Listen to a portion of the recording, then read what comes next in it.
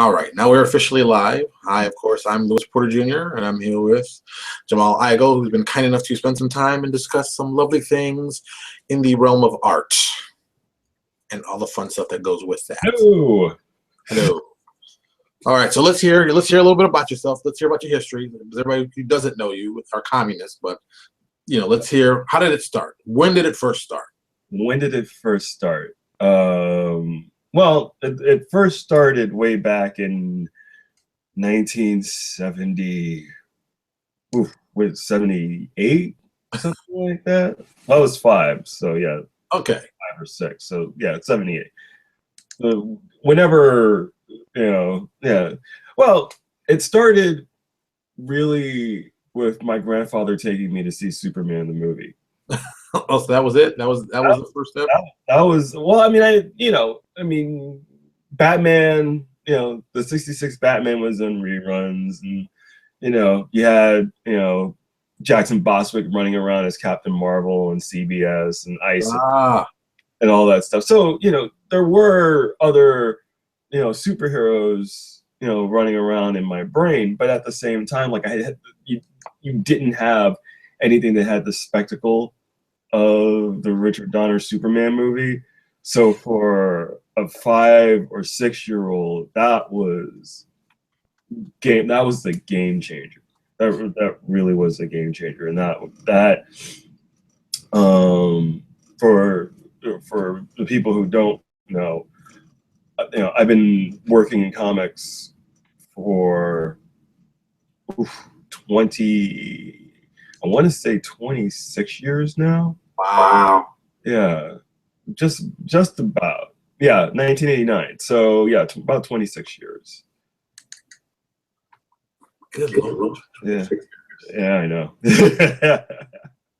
And of course, you went to college. You went to the very impressive The School of Visual Arts. Yes. Yes, everybody wanted to go there. I know some people, some courses there. It was a dream of mine, but I can't draw, so I don't feel so bad about it. And then from there, yeah, one of your first gigs that I didn't realize I saw today, you worked for Milestone Media. Yeah, it was funny how that job came about, because it sort of came by happenstance. I met Dennis Cowan in a diner, and I just happened to have my portfolio with me, and I didn't know who Dennis was. I knew who Dennis Cowan was, but I'd never met him. I'd never seen him. I thought Dennis was white. No. And he, and I had just did an issue of Green Lantern for DC, and I showed him my stuff. He liked it. He invited me up to the offices, which used to be on 23rd Street here in Manhattan, and I did an issue of Cobalt for them. And it's as comics tends to go. Sometimes it's not the first gig that's the hard gig to get. It's usually the second or the third that's the hard one to get, especially if you're fresh out of college, have barely drawn 22 pages in a month in my entire life at that point. So I was green, like really, really green. And I can look back, I was green and I was arrogant about being green. You went the combo route. All right. Yeah, that's a bad combination. Like, you suck and you've got an attitude. I got something special for you. So you go out, you test the world as it is, right? You try it out, and it works out well for you. I mean, you've done, like I say, incredibly well. You are a legitimate star. The thing that surprised me that I didn't know is all the stuff that you did with Sony and like Roughnecks, which I thought was an amazing cartoon. It was fun. It was a fun gig. It was, the thing about working on a CGI show, because I did that and I did Max Steel, and I wasn't required to have to do finished boards. I was a journeyman storyboard artist, which is basically kind of like an assistant director. So I was basically doing everything on 2x2 Post-it notes, and tacking them down on 8.5 by 11 sheets of paper. And the reason why we did that, it allowed our director Andre Clavel to go in and make edits before the boards had to be sent to Animatics. Oh. So if he needed to change something quickly or move something around, you're just shifting Post-its. Right. And then once he figured out the timing that he wanted and the edit that he wanted, then he sent that to the cleanup guys, and the cleanup guys made it presentable, and they sent it to Animatics, and then all that stuff got sent to the animators. So it was pure storytelling. It was an exercise in pure storytelling. So I picked up so much working at Sony, just in terms of just being able to tell a story without detail and being able to have it be readable. And how did you get that job at Sony? Did you know somebody out there, or just one of those? Oh, actually, I was having what I refer to as my almost year, where I was almost the artist on Green Lantern, I was almost the artist on Justice League, I was almost the artist on Creature Commandos, and it usually came down between me and somebody who was just a little bit better than me and had already had an in at the company. And it wasn't that I wasn't working, I was working, but I was really feeling frustrated by what I felt the state of my career was at that point. And I was in Barnes and Noble, and I was flipping through Animation Magazine, and there was an ad in the back of Animation Magazine looking for storyboard artists. So I sent some samples. They called me up. They asked if I could do a tryout. I did a really quick tryout. I sent the boards to them. I got another phone call, and they said, "We've got a job for you. You need to be out here in a week." Wow. So yeah, so at the time I was living in I was sharing a 3-bedroom apartment in Park Slope, and this is it's actually it was really funny because at the time I had about I lived with Fred Van Lente and Steve Ellis. Oh, okay. I know Steve Ellis. Fred and I were roommates for about a year, but we were friends for a couple of years before that. And then Steve and I lived together for 3 years before he got married. So all this happened right around the time that Fred had already moved out and gotten married to his wife, Crystal. And Steve had just gotten married to his wife, Yamila. And I had another roommate, Allison, who was planning on moving out as well. So it was sort of like this whole big transition thing where we had gotten new people I had gotten 2 new people to replace, but then suddenly I was going out to California for 6 weeks. 6 weeks turned into a year and a half. So okay. So yeah, so I was at Sony for about 5 months or so, and working on a ton of different shows. But this was again, I was upset about my career. I was upset about my romantic prospects. I was just feeling like everything was against me.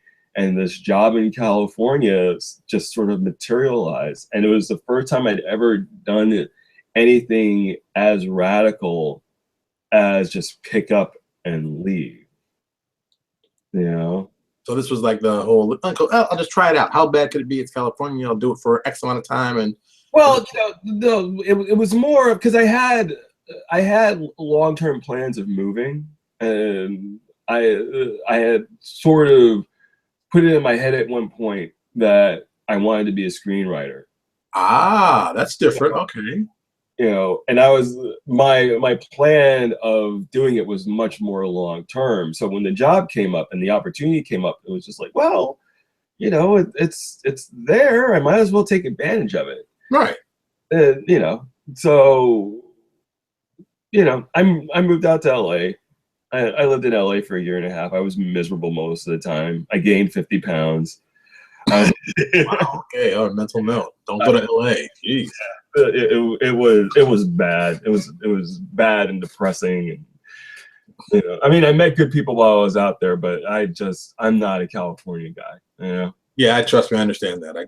You know, I went for a week and I realized this is not the place for me. I'm East Coast. Yeah, but you know, some people like it. Yeah, no, I mean, there are people who go out there and absolutely love it. You know, I don't mind visiting when I get a chance, but you know, and this is nothing against LA. I mean, and I've been to other parts of California that are absolutely gorgeous, you know, but at the same time, you know, LA especially, there was just a vibe to living in LA that I just never, being, you know, such a diehard New Yorker, I just never really got into. Are you born and bred in New York? I am born and bred. Born in Harlem, raised in Brooklyn. Oh, come on. You're not going anywhere. You're not going anywhere. Jeez. I mean, I grew up 70 miles outside the city, and I finally said, that's it. I'm tired of the weather. I'm leaving. That was my big thing. But, you know, if it hadn't been for the weather, I always said I'd be either New York, DC, Baltimore, Philly, you know, somewhere East Coast. No, I hear you. I mean, again, you know, my wife and I talk about it every once in a while, and we contemplate moving. I don't know if it's going to happen. You know, I mean, New York's getting so expensive. It's getting ridiculously expensive. So, you know, we'll see. We'll see what happens. But again, that's, you know, one of those, you know, we've got down the road. Down the road. Years in school, you know, it's, yeah. You know, it's at you know, good portion of my family is still in the New York area. So there you go. Right.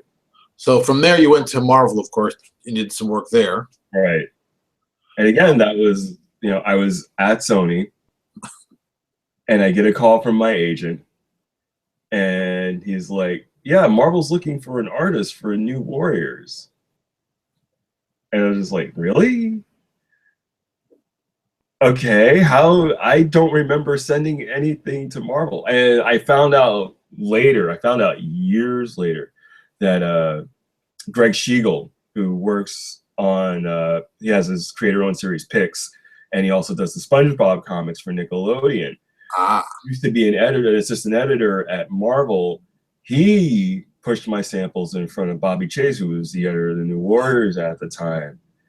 I did these Nightwing samples that he loved, and he put them in front of her. Like, he held on to them for like 6 months or something like that, and then when they were looking for somebody, he put them in front of her. So when I called Bob, he knew you were the guy for it. So and that was the first project I ended up working with Jay Ferber on. So, you know, I called Bobby and I told him to give me a couple of days, because I was still working at Sony. I kind of entrenched myself in the idea that I was going to be an animation storyboard artist from now on. I almost given up well, you know, I think even then, even if I had been working in storyboards, I would have found a way to do comics somehow on the side. But I was preparing to make a transition, right, that never materialized. I'm going to go into storyboarding, but I'm really never going to get there. I'm going right back. I did it. It's a difficult field. I still do it sometimes, you know, when the opportunities come up. It's a difficult field, you know. There's a lot of waiting around, you know, waiting for approvals on things, and then, you know, once things get approved, it's hurry, and you know, it's cool. I mean, the money's better, you know, than comics usually, but you know, at the same time, you're not going to have the same creative freedom. Yeah, I mean, it is what it is. I mean, comic books are, I'm sure as we all know, we're big fans of them. They're great, but there are moments when, you know, it's just like, the people writing them aren't even really writing them. They've got an agenda. You've got to write to this agenda. Just keep it moving. Just keep it moving. But I mean, Lord knows that you can always tell when a creator is phoning stuff, and I would never want to be. I've been lucky. I've never been in a position where I've worked with somebody who was just absolutely just not interested in whatever it was that we were trying to accomplish. And again, I've been doing this long enough that, you can usually tell when somebody just, doesn't give a shit. Yeah.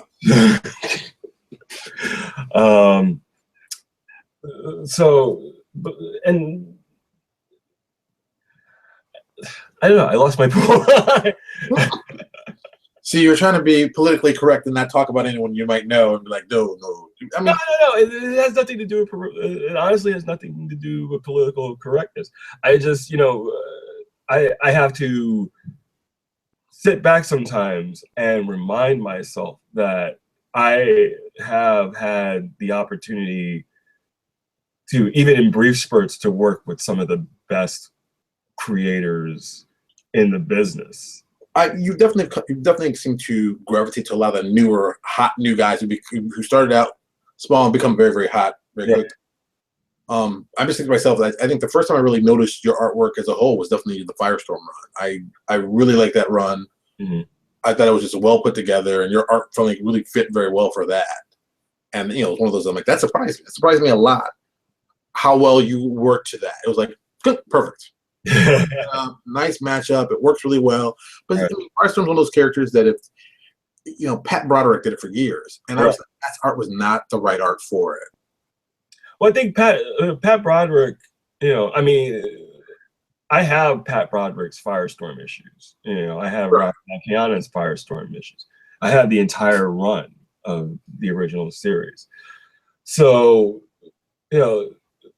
my thing when I came on to Firestorm, I was originally, they had originally wanted me to start with issue 6, and I couldn't start with issue 6 because I was finishing up I was working on 2 other projects. I was working on a fill-in of Marvel Age Spider-Man, and then I was also working on this graphic novel series that I was doing for Les Humanoids Associés called Army of Angels. So I was, finishing up Army of Angels, doing this fill-in issue, and when Pete Tomasi, who was the editor at the time, offered me Firestorm, I was very polite. I was like, I would love to do it. I really can't.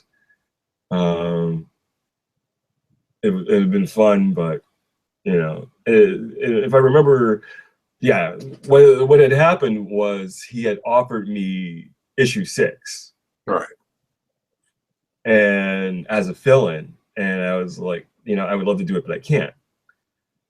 And then he called me back the next day and offered me the series. Wow. And I said no. Good work. Good plan. Good plan. I said no.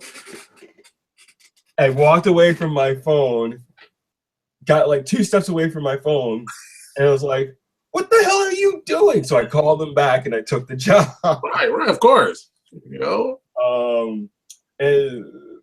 But that being said, I was following up after Chris Cross, who started this series, and then Chris Batista, who did 2 issues on the series. And, so I came in on 8, and it was kind of like a fresh start. And with a monthly comic, you kind of got to hit the ground running. Right. So I took my initial cue with the first 2 issues from what Cross had done with his issues, and I was working with Rob Stull as who was inking it, who was Cross's inker, and he was kind of creating this hybrid between Cross's work and my work until it started to go more towards what I was doing on the series. And then we lost Rob, and Keith Champagne came on board, and Keith was my anchor for the rest of the run. And then like the first like 3 or 4 issues, my first 3 or 4 issues, Supergirl. So, you know, it was a process of evolving, like consciously evolving, because I knew that there were going to be certain placeholders that were coming, the certain milestones that were coming up. We knew that there was going to be a shift with issue 13, because it was sort of up in the air as to whether or not the series was going to get canceled. And they decided, they brought on Stuart Moore as the writer and decided to keep going. And when Stuart came on board, you know, Jason changed his costume. That was his first costume change, and I got to redesign that costume. And that's when it started to feel more like me, like my work was starting to come through. And then, you know, Stuart and I worked on the series up until issue 32, and then, you know, we had another like small reboot with, you know, 1 year later. Right. And, you know, another costume change that I got to redesign, and that, you know, which was a little bit more of a, I knew that the interim costume between 14 and, what was the first issue of 23, I think was the first issue of 1 year later, the 1 year later stuff.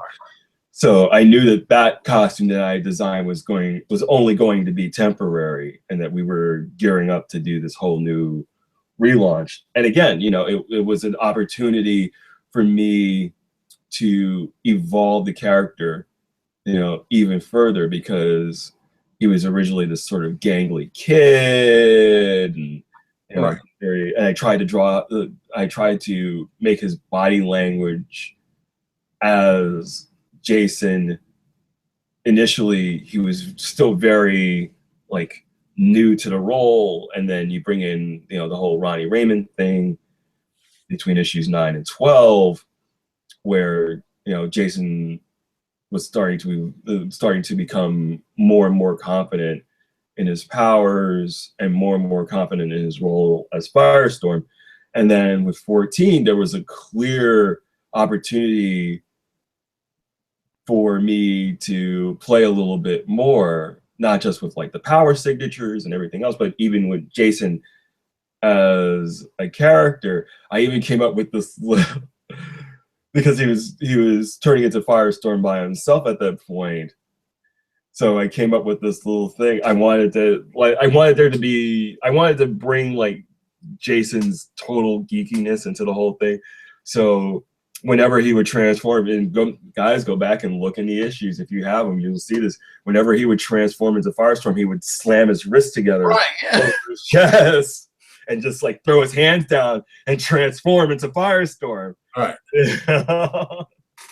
See, this is why you know that you're you're like, I can do this. I know that'd be awesome to do that, and that's what we do. We're like, ah.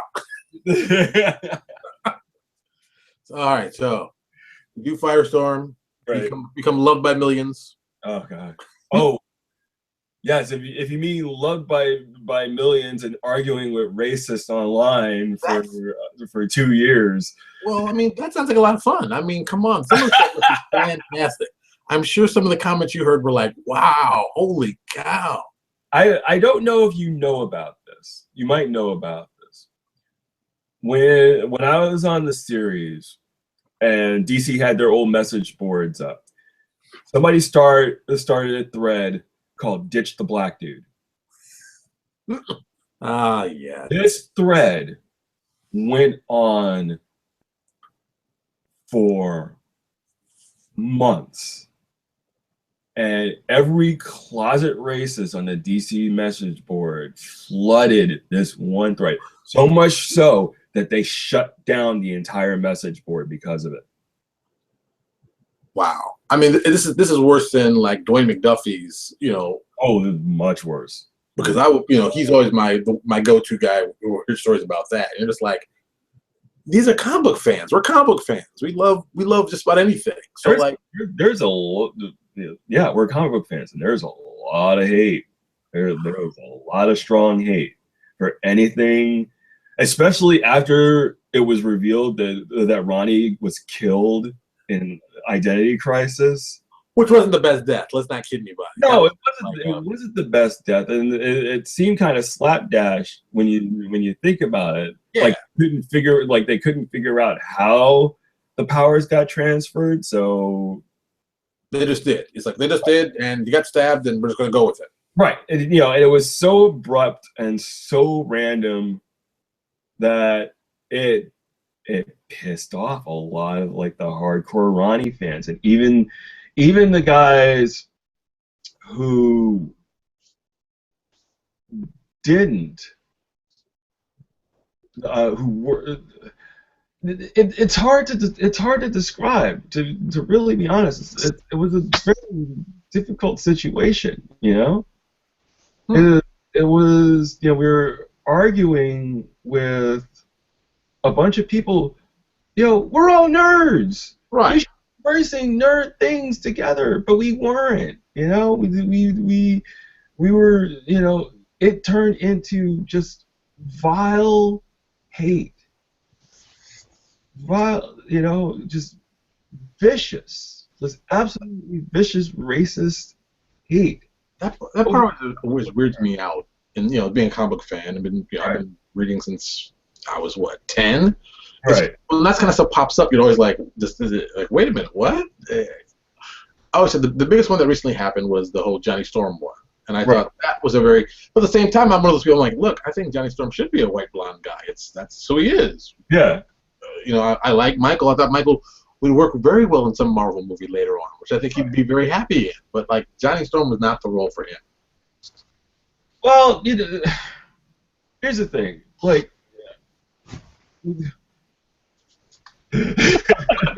hi, Jamal. But don't mind me. Okay, no problem. No, here's the thing about like the Johnny Storm thing or anything else. Whenever they're casting a superhero movie, we all have our opinions about who the character should be played by, and if it's like when you can even go back to when Sam Jackson was cast as Nick Fury. There wasn't as much Venom because of the Ultimates, and they had already established that there was a black Nick Fury in some version of the Marvel universe.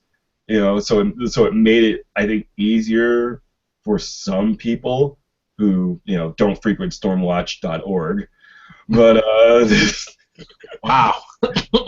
But it's like when Idris Elba was cast as Heimdall in the first Thor movie. I remember people just going bananas over that, and he knocked it out of the park. I'm not gonna lie. I always thought he was gonna be most like Black Panther possibly, but Eric Killraven. Sorry, Eric Killmonger. I thought for sure he would be great at that. That story, right. He could have rocked. But hey, it's a role. He's good. Let him act. Let him be an actor. Yeah, but I mean, in a world where Jessica Alba. You heard your voice, Jamal. I know. But Jessica Alba, when she was cast as Sue Storm in the Fantastic Four movies, the first movie, John Byrne made some comment about Puerto Rican women with blonde hair looking like hookers or something like that, and that sort of set everything off. I mean, there's always going to be outrage. There's always going to be some sort of outrage. Yeah, exactly. There's always going to be some sort of outrage. I think part of the problem is that right now we are in sort of this nascent period where everybody has a voice and everybody wants a voice and everybody wants to be represented somehow. in pop culture and media and everything else. And demands that their opinion be the one that they listen to. Exactly. Exactly. I think that it's wonderful on the one hand that we have this global reach that we have, but at the same time, everybody's got a reach, and it's the negative that really gets the most attention because it's negative, because we're all suddenly outraged, or good people are suddenly outraged, and that just that compounds things. So I mean, it's like with this boycott Star Wars thing. I mean, why can't we boycott stupidity? I mean, that's what should be boycott. Well, okay. Now here's the thing. We wouldn't have to watch the Republican debates anymore. Well, that's why I don't have cable anymore. That's still on. But yeah. It's just, we make comic books, we read comic books, we do it for enjoyment. Why should there be any kind of hostility? Well, let me rephrase that. The only hostility that should ever be is who'd win in a fight, Captain America or Captain America or Batman. That's like the biggest one. But everything else I give it to Cap personally. Yeah. Thank you. Oh, come on. I give it to Cap. I know the whole prep time. Right. If it's prep time included, it's always Batman. Yeah. But if it's just like, oh, you appear, no, it's Cap. Come on. It's Cap. He's faster than you are. He's stronger than you are. He's just as good a strategist. He's a great better strategist, I would argue. Yeah. And this is how the fights always start. This is how they start. Oh, you know how that can go. So yeah, it's just, I think most people want to just enjoy, watch cool things. Oh, look, it's a nigger. Wow. Oh, there's two niggers. Wow, 2 seconds in, huh? 2 seconds in? Wow. Really? Okay. 2 seconds That's in, okay. dude? J. Robert is the It's last 2015. J. Crying Robert out is loud. Niggers are here. Niggers are here. And boy, Wow. do I hate them. 2015 for crying out loud. What's LPJ Design? Some nigger made it, so it's probably not that good. Wow. See, this is why I love this stuff. My God. Booga booga. Ew, did you draw these? Ew, these are gross. That's why I love being in control of these things. Hey, make your characters have blonde skin, blue eyes, and blonde hair. Blue hair. I love this. This is... Yeah, blonde skin, blue hair, and white eyes. You think we could have a nice conversation on a Saturday? That's okay. I'm amused. I'm highly amused. I let Sam leave. I'm gonna see what Max has to say. Because All right. Hello. Hi, My name is Max. Max. How's it going? Good. You having a good night? So far, so interesting. Yeah, those are pretty mean dudes. But that's what it's. We're just having some fun, talking about comics. Yeah. How could it be a bad thing talking about comics? Exactly. Yeah. Nice. Ugh. And these are some mean dudes, you know. So back to as we were going to say, Jamal, what haven't you had the chance to actually draw that you wanted to draw? I've got a couple of ideas. First, you know what? I've been thinking about this for a while. I've never drawn the Punisher, and I would just love to do a Punisher story just to say that I did it. Yeah. Because, I mean, after I worked on the Terminator, why not? I could do the Punisher. But I think part of it would just be that it would be something that most people wouldn't assume that I would be interested in. Yeah, because I would assume that you do very traditional, standard, what I expect for comic book look. No, at the same time, I'm not above doing, a dark and gritty story, and clearly, so. provided it's not just dark and gritty for its own sake. Right, exactly. You know, the point that would not be the point. It would have to be a really well done story. So you don't want to do like a dark and gritty My Little Pony? I know a certain 7-year-old who would never forgive me for that. ever. How could you, Daddy? How could you? I bet you Zoller would be down for that, though. Oh, I'm sure he would. See, that's just crazy enough. So let's talk about the business side of stuff. Since you technically are a publisher. Technically, yeah, I am technically a publisher. Independent, working with the Action Lab, but all of the production is done in house. And going from freelance artist to production guy, right? What would you expect? What would you think was going to happen that didn't, and what things you didn't even expect to happen happened? Well, I don't think I had any misconceptions about how hard it was going to be because I have a production background, and I have a marketing background, so I wasn't under any illusions that it was not going to be difficult. The sheer man hours involved, especially with running Kickstarters and doing fulfillment on that, and then on top of trying to get work done, trying to spend time with my family. It can be it got daunting at times. There were probably a few weeks in between where I couldn't get anything. Nothing seemed to be moving in the right direction. Right. Everything was stalling out, and not by anything that was my fault. There's a certain point where after you've uploaded the files to the printer in Hong Kong, and you're waiting for proofs to come back. You're just kind of sitting there twiddling your thumbs and hoping everything works out and praying that there isn't a major goof up somewhere along the line. So that's what you're hoping for. You're hoping for at least not any major problems. I'm sure things pop up all the time.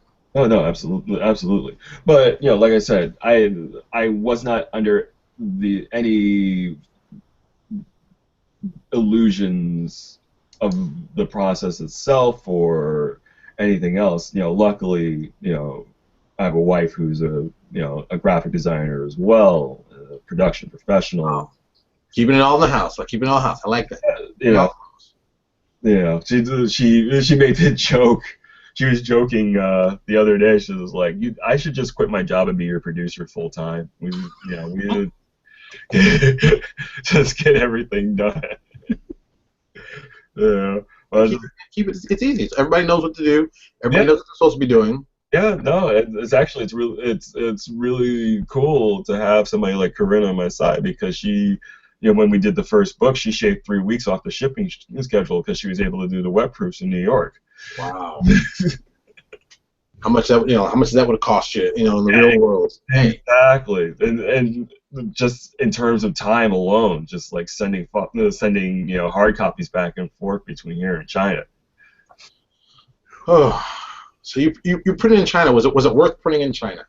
In terms of the actual quality of the books, it was worth it. The only thing that really just sort of kills you is the amount of time it takes to ship books back. It's 3 months, on a boat. There's nothing you can do about it. You just sit and wait and just hope. Just sit and wait. And then, in my case, they finally deliver the books, and I have to break down 5 pallets and put them in storage. Wow. each box weighing about 33 pounds a piece. So there you go. You'll be in good shape. You'll be going working hard out. I like that. That's a good thing. Is that how your weight loss plan started? Was lifting all those boxes? I wish I was that forward thinking. My new gym will be bringing in stuff from China, having you take it off the ship, off the stuff. That will get you losing weight. I like that. I like that, you know? It was me at U-Haul with a box cutter and just giant pallets of books, just loading them. Just cursing. I can imagine. You're just like, why did I do this? I should have only ordered like 2,000. What was I yeah, you know what? And then I had to turn around and repack a bunch of books, put them on another pallet to ship them to Diamond. Yeah, that's exciting. Which nobody said. Hey, let's leave them on the pallet. Did it mention that part to you? We won't. You don't rent space on the second floor where you need an elevator. You can get the bigger space downstairs. Leave them on the pallet. You can just drive it in with a forklift. See, now you've learned an important lesson. Yes, now I have learned an important lesson. Always go for the storage space on the first floor. That's good Lord. That's so and also I guess I call it your side job, Action Lab. Right. I mean, that's your main job, but it's you being in charge of the marketing and that kind of thing. Okay, imagine I'm a new artist who draws stick figures really horribly because that's what I really am. And I want to work in the industry, but I'm horrible. I'm a horrible artist. I got a bad attitude. Right. What words of wisdom can you use to help them get over the hump? It depends on the attitude. I think there's a willingness to learn, a willingness to just sort of sit down, shut up, and don't argue goes a long way. Being able to take advice from other people really is a big deal, and it was something that I had to learn myself. I had to learn humility, before I really started to get anywhere. And just having that ability to take lessons to heart, But with new creators especially, like here's the thing, especially with artists, like writers, it's a little bit more difficult to gauge. You can usually you can read, it's hard, you can't really read a script at a convention. You can look at stuff afterwards, and you can usually tell if something is working, if something isn't working. But it's a little bit more abstract. When it comes to writing, when it comes to artwork, it's easier for me to look at another artist and see that they're making the same beginner mistakes that we all make. Right. When we're first, trying to figure out how to draw comics correctly. So if you're able to open your ears, to listen, to take those lessons to heart, and remember that the people who are on the other side of the desk were where you are one time long ago, and 90% of the people in this business will give you the shirt off their back. Both in some cases with Dean Haspiel, literally. To help you, get further in your career, because we're all in this together. I mean, this is, when I used to teach, I would always tell my students, they would ask me, that question, what do I have to do? Who do I have to talk to? How do I break into the business? And I say to them, look, you got to talk to people. You got to be patient. You got to be willing to listen. When somebody who's already in the business is trying to give you some advice. Because the thing is you're coming into an incredibly small industry that's very competitive. There aren't that many jobs, and you're competing. You're not competing with the other people sitting around you. You're competing with me. And I've got two things on you. I've got a reputation, and I've got a list of credits, dating back to the early 90s. People know who I am. People know who I am. So you have to be as good as or better than I am in order to get that job. And I will help you, get that job. Because all it does, if you can get that job, all it does is increase sales. It makes more people buy comics. You're a new voice coming into the industry. People like new voices. It may take them a little time to get some traction, but they like new voices. They like I love seeing new talent. I love seeing you guys come up. I mean, there are guys, who are running around this business now who just blow me away, like absolutely blow me away. And and I love seeing people just like rise through the ranks and really just take the bull by the horns. Right. Persistence. The one thing. Absolutely. It takes a lot. It really does. You can't be thin-skinned at all. Because I always heard from people who tell me that if you want to break into comic books, don't listen to anybody's story because everybody breaks in a different way, and when they break in, they erase their tracks. So you can't go that same route anyway.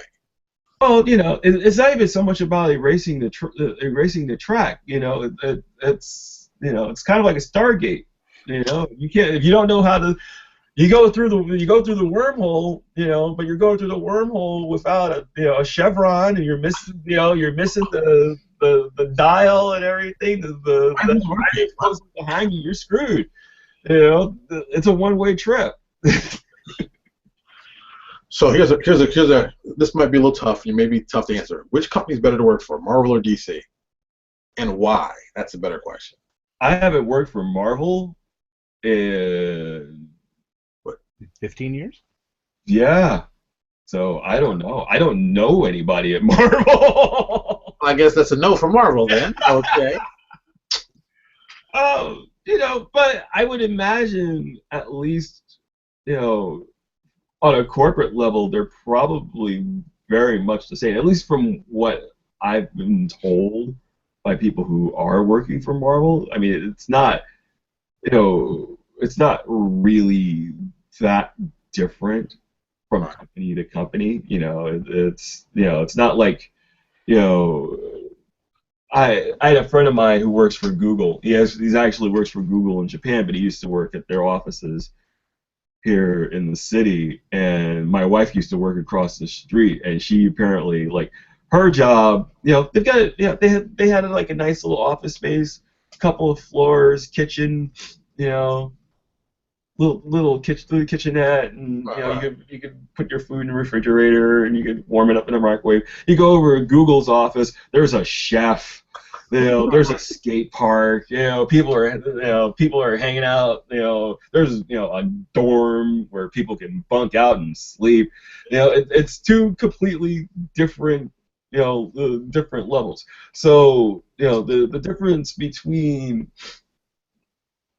I would imagine that the difference between Marvel and DC, because I've been to DC's offices in Burbank, like the new offices. It looks like a freaking spaceship over there. It really does. Like, and it's all shiny glass and chrome. It's very Hollywood. It's it's as compared to when I first walked into DC, which used to be on 666 Fifth Avenue in Manhattan, and it was they had been there for like 20 years, and there was paint peeling off the walls in certain spots, and the production department was in complete chaos. I can still smell developer to this day from the dark room. I got lucky. I got the pleasure of going actually to the libraries. This is in the, good Lord, it must have been the early 90s. Because I was working for a comic book price guide even before, before Wizard was even there. Right. And we got to go to the archives. And it's just tons of amazing books, all pressed, and you're like, holy cow, this is just crazy. Then you actually let people come in here and look at these books. It's, it just. Oh, it was great, especially if you're like a poor high school student with no money, and all the editors are dumping their comps in a cardboard box right by the door. you're just like, what is that? But I always thought that was a very cool thing. And I wish they could kind of do more of that stuff, but I know they can't. But it's No. I mean, it's a different vibe. It's I mean, DC was always corporate. I think Marvel, from what I've heard, even more so now, is even more about that like total corporate structure. I mean, I've done work for Disney, like various Disney things over the years, and it was always a much more structured environment than you would particularly see at most comic book companies. Has it mostly now turned into brand protection? Well, it's always been brand protection. I mean, DC and Marvel, like, their stock and trade really is brand management. It always has been. And don't let anybody. There's room for creativity within that. There's spots for creativity within that, but it has always been about brand management, and you can't begrudge them about it. You're talking about, in the case of both Disney and Warner Brothers, DC and Marvel, with the Marvel movies alone, they've made like what, $9 billion over the last 13 years. Yeah. It's insane, the same thing. 4 times what Disney paid for Marvel or something like that? Yeah. And no one wants to mess with that money because somebody's getting paid from that. And that gravy train is not stopping anytime soon. I just I always like to say I think back to small little companies like CrossGen. I always thought CrossGen had a good idea, just weirdly executed, and here's the problem with CrossGen is that Alessi was trying to create the same an environment that didn't exist, like trying to replicate the idea of like the old comic book bullpen, that didn't really exist, and it was and from what I know about it, there were parts of it that was very cult-like. Like there was a mandatory barbecue every week that all the employees had to attend. No, not a mandatory barbecue. I mean, I mean, but part of the problem I think with CrossGen, they had great ideas, they had great concepts, they were working with people who are now like some of the biggest names in the industry, and got them early. Jimmy Chung, Steve McNiven, guys like that got Greg Land, got them early, gave them a huge launching pad to come off of, and he overextended himself. He tried to do too much too soon.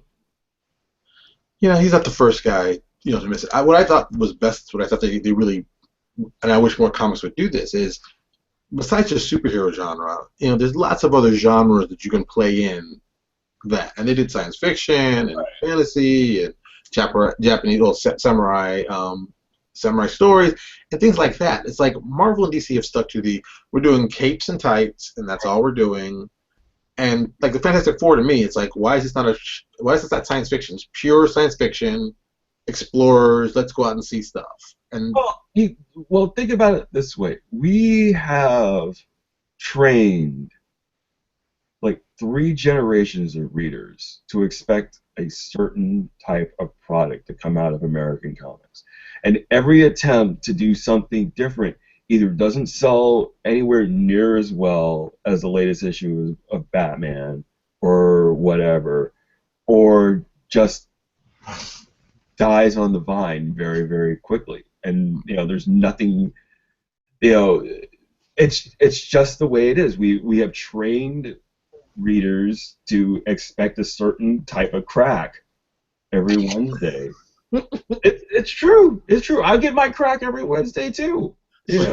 I try to shake it up a little bit with the stuff that I'm reading, but I'm a superhero guy. I love superheroes. I love the superhero concept.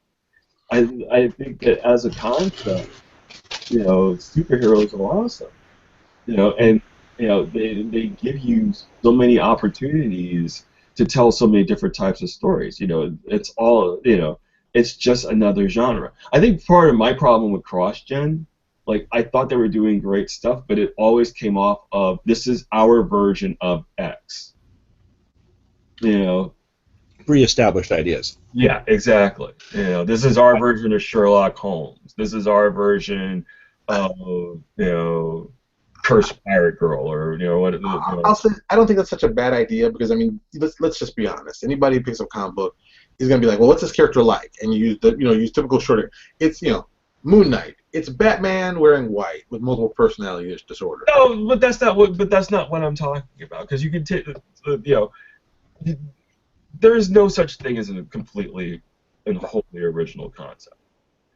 I would be the first person to say that. And if for example, with Molly Danger, if I were to break down Molly Danger, and say, well, she's kind of like Supergirl, but she isn't. She is, and it really took me a very long time to figure out what what she is as a character, beyond the surface comparison. I mean, I still, because she's a brunette with super strength, I still get like comparisons to Molly Hayes from Runaways, even though I created my Molly way before, years before. Yeah.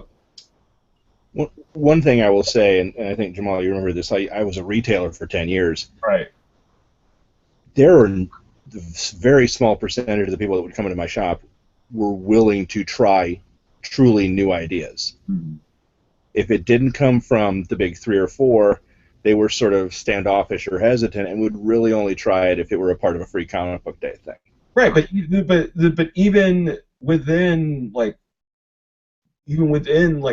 and DC, it is so difficult for them to create a new character from whole cloth that people glom onto that doesn't have a connection on a pre-existing character. That's just the truth, I mean, it's great now that you've got characters like Miss Marvel. Well, okay, let's look at the characters that are getting popular now. Miss Marvel, Miles Morales, Spider-Man, the new younger Nova. These are all characters. Squirrel Girl's been around since what, the 70s? Yeah. And she's, they just found a different way to handle the character to make her relevant. Yeah. Which they should actually thank Bendis for, but. True. But actually, I always go back to the issue of, well, like I said, my 2 biggest issues with comics always relate back to price and value. Right. Now being a single father, I'm always, I'm looking, everything's got a price, everything's got a thing. Oh, absolutely. And I have a friend of mine, she just happens to have 4 children. If she wants to buy 4 comic books for her 3 girls and 1 son, it's going to be $16. And no mom is going to pick up $16 worth of comic books. Right. For 4 books. And that's just a killer. There has to be, for lack of a better term, there's got to be a gateway drug. There's got to be, but in terms of price, that's very difficult as well because, as I understand it, even the prices that we're paying now are probably a fraction of what we should be paying because basically the way everything is printed at the same time. They run the press for everything that comes out that month, all on one press. It's not broken up. You don't have individual runs of book. So it's basically the entire industry getting a giant discount to cover the printing costs and trying to offset it through advertising and through having. I think it's also the production quality is the quality of books are fantastic. Let's just it's amazing now.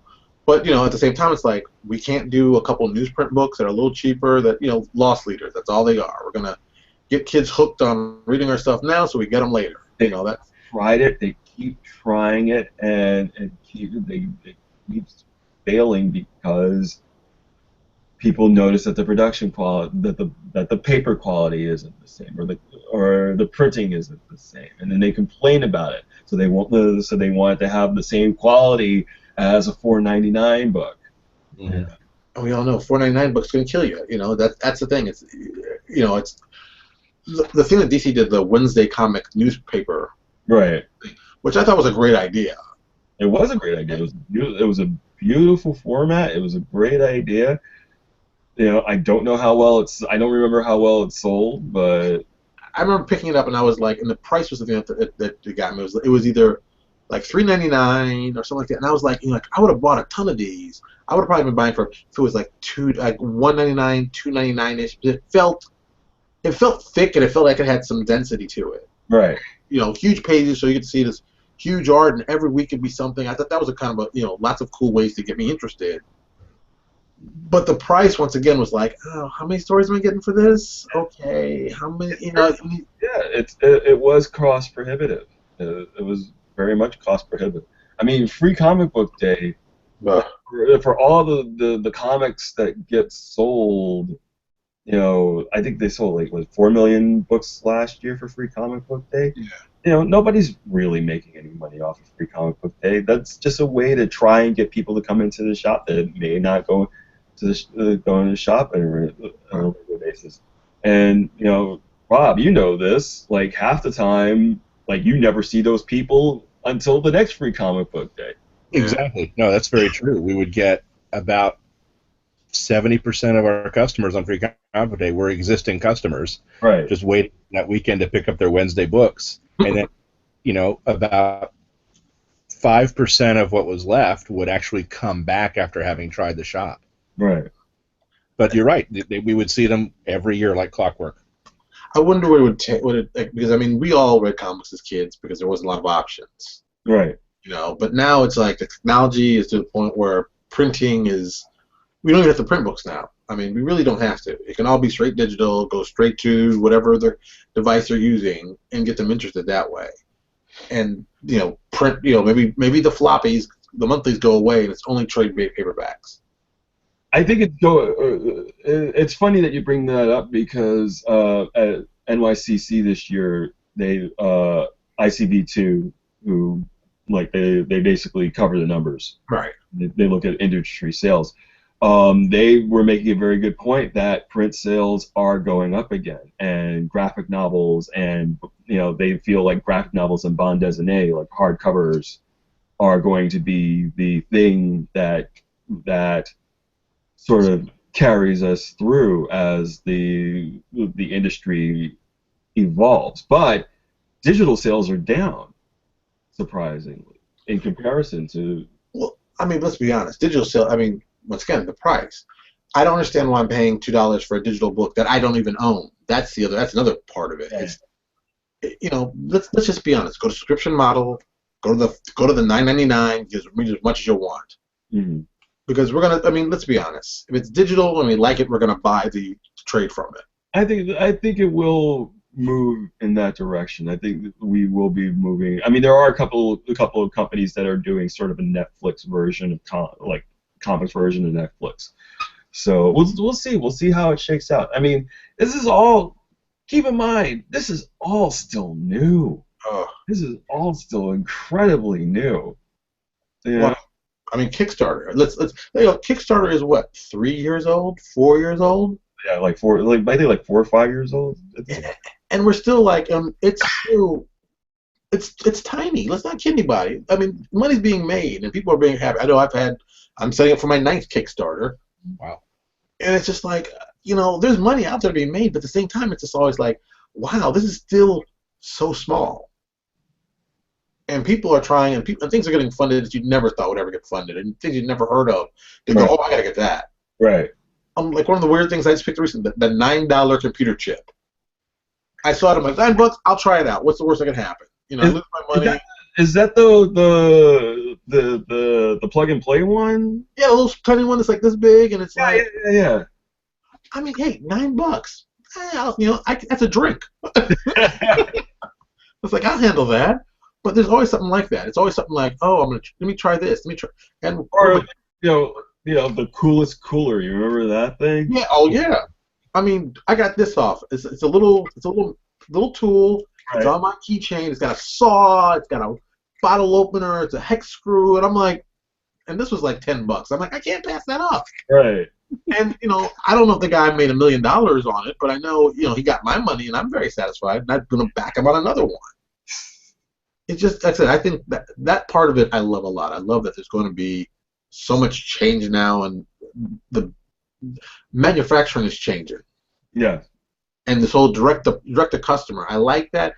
But at the same time, how do you deal with the issue of retail stores? Because they make their money by people coming in on a repeated basis. Maybe not getting the super discount 10%, 20%, but still coming in regularly. Oh, it's something cool. I got to grab it. Thanks. I love it. I'm going to buy it. Well, the retail stores, the retail stores usually survive by being able to offer something that they can't readily get. Right. And there is kind of an immediacy to still being able to go to a retail, like just to be able to go to, like there's a Lowe's like 2 blocks away. If I absolutely need something at the last minute, I know I can go there, or I can go to the Home Depot, which is about half a mile away, and that's 24 hours. Or the convenience of living in New York City is knowing that if I absolutely need like a Vietnamese sandwich at 3 o'clock in the morning, I'm sure somewhere that's still open, that's selling banh mi at 3 a.m. I need this sandwich. I know it's 4 in the morning. I don't care. I need this. Luckily, I don't stay up and eat that late anymore. It's just like I said. I think comic books have grown so much now that it's ingrained in the culture. We've all accepted that. Right. Movies have only made it more interesting. I mean, good Lord, The Walking Dead has told everybody apparently comic books are gold mines. You guys should get on this. Oh. Or at the very least, Robert Kirkman is a gold mine, and we have to get on that. I like The Walking Dead. I think it's a solid. I'm just amazed that Kirkman was the one. Mm-hmm. He was. If I could pick anybody that I would think would be the top guy, Warren Ellis would have been my first choice. Right. Planetary, Global Frequency. I mean, it's like I love Global Frequency. It's like even the pilot they did. I'm like, this is a good pilot. Yeah. You should pick this up. And they didn't. And you go, why did you not pick this up? This is awesome. I remember the Global Frequency pilot, and from a TV executive standpoint, here's the problem: rotating cast, with the exception of Miranda Zero and Aleph, and unless you're going to build a relationship between those two characters, a direct relationship where you can build some sexual tension, because every show's got to have sexual tension, and some sort of back and forth. You need your Mulder and Scully. You need your Dave and Maddie. Kermit and Biggie. Yeah, you need your Sam and Dean Winchester. So evil. I just, it's like it's just sad because it's like then you go on AMC, right? And they've seen we're gonna do this, we're gonna change them out a little bit, and then even today I was watching on Amazon the new Man in the High Castle. Right. They put the second episode up for free, and I was like, and that's all. I mean, and that I was like, I love the pilot, and I saw this, I'm like, great, I'm buying this. I'm buying this. They got my money, great. Right. And it's like, I think we're at the tipping point. We're definitely at the point where people are like, I want to see good stuff. Mm. I'm willing to pay to see good stuff. Right. And I'm willing to pay not a lot, but Jessica Jones is coming out in a month. Mm. I'm not sure if that's going to be as good as Daredevil, because Daredevil was awesome. I think we all agreed it was amazing. But I don't know if they're going to pull the same up, and maybe it's not. Maybe it's just me. Maybe I'm not a good fan. But I like the idea that all the episodes go up. You watch it when you feel like it, and it's all up to you. You choose when you want to watch it. Right. And, in 3 months we're going to do another cool show that you're going to love, and we want you to watch it. You know, I mean, TV. But then you're talking, but again, to apply it to comics, you're talking about the graphic novel. Right. You're not, most people are not programmed the way that comic book readers or hardcore comic book readers are programmed to be in the shop on Wednesday or back in the day, Tuesday and Thursday. I still remember every Tuesday. It was Tuesday and Thursday up until like 1990, and then they all started just shipping on Wednesday, and then it was all Wednesday. But we are pre-programmed to be in the shop, looking for our books, and even if you don't have a pull list, you have like your own mental pull list of the stuff that you're reading on a regular basis or trying to keep up with. Comics, in the European market, it's primarily hardcover albums. They stay in circulation.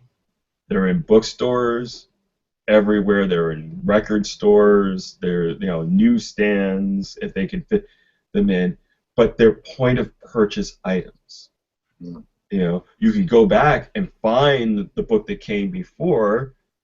But if you see something there, it's easy because there's usually like a one-off story, that you can just pick up and walk away with. And that's the thing about the graphic novel that makes it a much more attractive package to the casual reader. See, God, that must be nice to actually see it right up front wherever you go. Oh, look, comics. Great stuff I can read. Oh, great. But it's a different culture. It's handled differently. They have advertising on television. It's a big. There's a character called Titif, who's like this precocious little boy, and he's like his books sell like 1 million copies whenever they come out. Wow. More than 1 million, actually. Yeah. Once again, I'm in the wrong place. I gotta move. Europe. I've been saying that for a decade. It's like, oh my God, what is going? I mean, that's 1 million books. 1 million copies. Like I'm more. sure you get, what, 150 now is a super duper seller. If that. God. Well, that goes back to the problem where the single distributor. That too. Well, I mean, that's an entirely different conversation. Well, I mean, we all know about that, and that was, I mean, what was it? 18 months you had to make distributors close, right? And get assimilated. Yeah. And when somebody says we're going exclusive, you must order through them. That kind of killed it.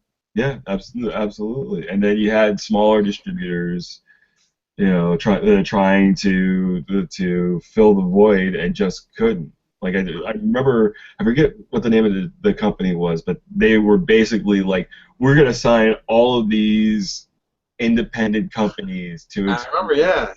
To an exclusive with our distribution company. So there, sticking up your ass. It didn't work.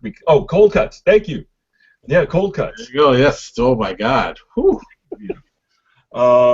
They were gone in months, right? Yeah, absolutely, because they could not. There's just not enough sales generated at that point. Not in comparison. But it's funny you think about it. It's like Capital City was. I mean, it was like DC got Diamond, Heroes World got with Marvel. Right. Capital City just crumbled. Absolutely. It was like, whoop, oh, you've lost 80% of your sales. Well, good luck with that. Let's see how that works out for you. And then next thing you know, Diamond's everywhere, and it's like, and Diamond has not improved their service. No. I'm trying to be nice here. I'm trying, When you're the only game in town, where do you go? You don't have to improve your service. Just out of pure curiosity, you'd be like, let's try it. What's the worst that could happen? It's not like we're gonna lose any sales, but try to be nicer. I was doing a product for RPGs through Alliance, their gaming arm. And all these retailers kept telling me, hey, your product's out, your product's out, your product's out. And I'd call up Alliance and I'd be like, hey, they say my product's out. Can you check the numbers? Nope, our numbers are full. They must be mistaken.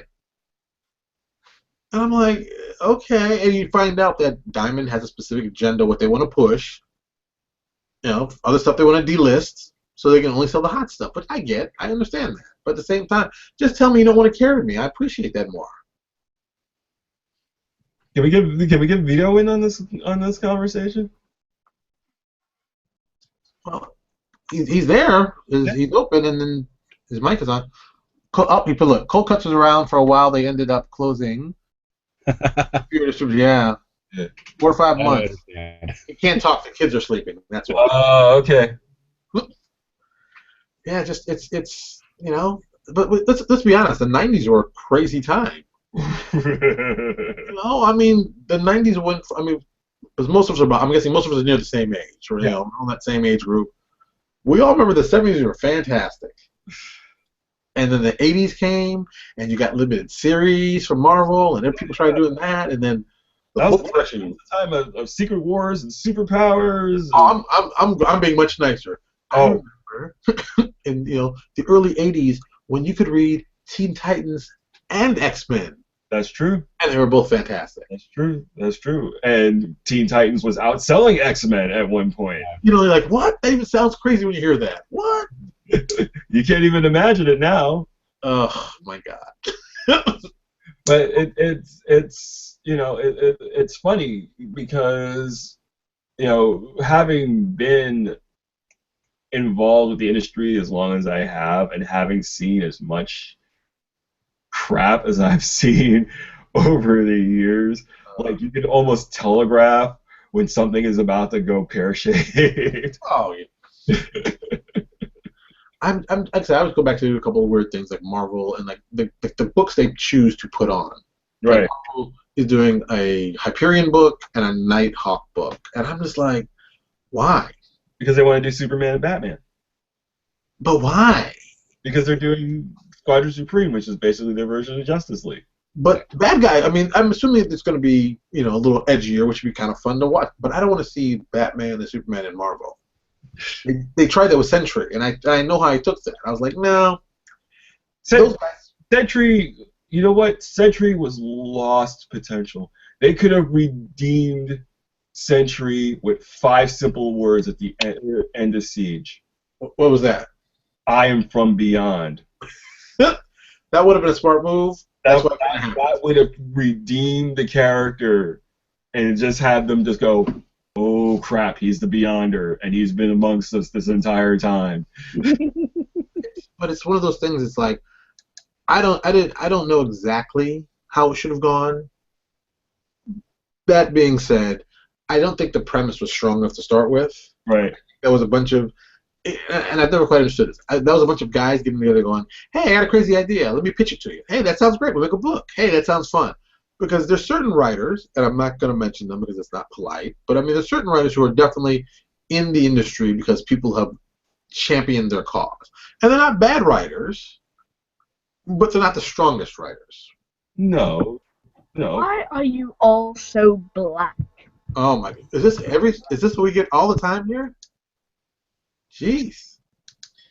I like that people see us as being black. I think that's nice. It's very sweet. It's why am I so black? I don't know.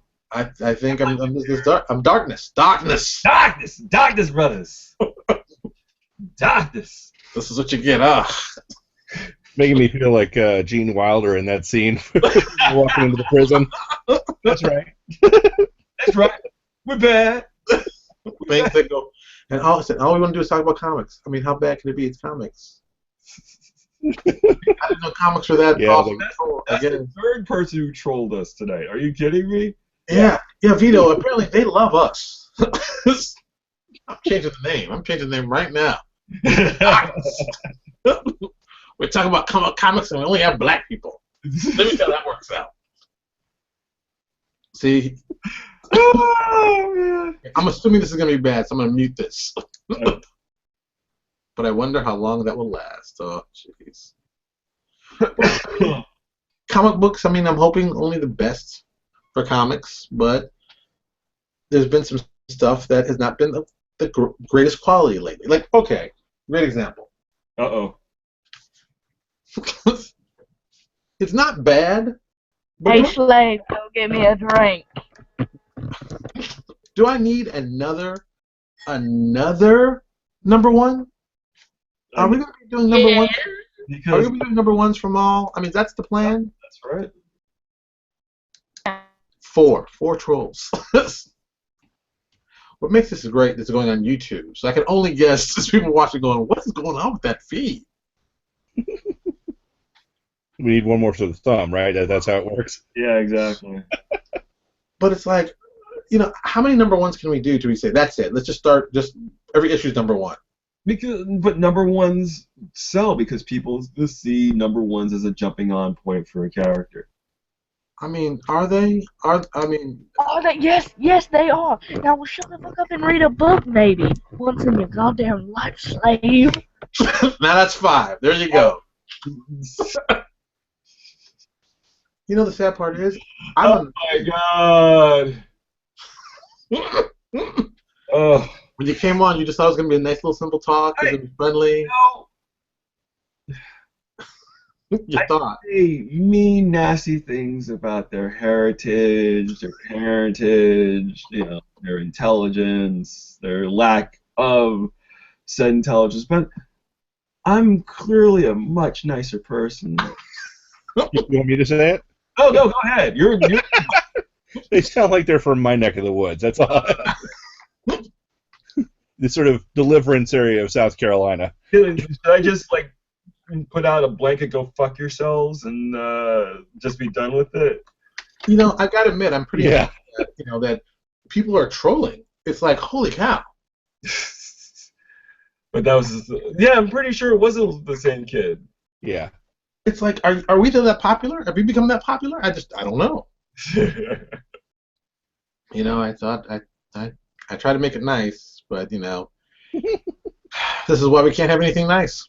No. Your first mistake was letting me in. Jamal's like, yeah, he's a great friend. All right, well, let's put him. Oh, wait a minute, it's trouble. This is trouble. I just, on top, on top of all this. Oh, Bob, you're a token. Wow. That hurts me a little bit. Makes me feel dirty. Oh, I've been called worse. Don't worry. We need a white guy in here. Bob's our guy. That's the guy I want. Non-controversial. Got a beard, so it's safe. That's what I'm looking for. Right. I fit the new stereotype of comic guys, right? Yeah. There you go. But then there was the Middle Eastern guy who kept popping up, and I'm pretty sure I saw some Kleenex and a bottle of lotion. I think he probably thought this was on the wrong service, I think. Red or something. It's not gonna end well. No, it's not. Well, here, since we've been on for an hour and a half, why don't we call it? Okay. Because trust me, there's lots of good information we gave and some interesting stuff that happened. So that makes it quality. That's a quality piece right there. I want to thank Jamal for being kind enough to come to the greatest video podcast I've done so far. Can you smell the racism? That was awesome. I can smell it. That was good stuff. So, thank you so much. Thank you for everybody coming in and saying your questions. I'm assuming this will be up rather soon. Like I said, I can't say anything else crazy that could happen between now and when we hang up. But thank you again. Thank you so much. Thank everybody for watching, and hope you enjoyed. Hope you learned some stuff, which is really the important reason why we're here. Everybody have a good night. Good night. Night, guys. Cheers. Cheers.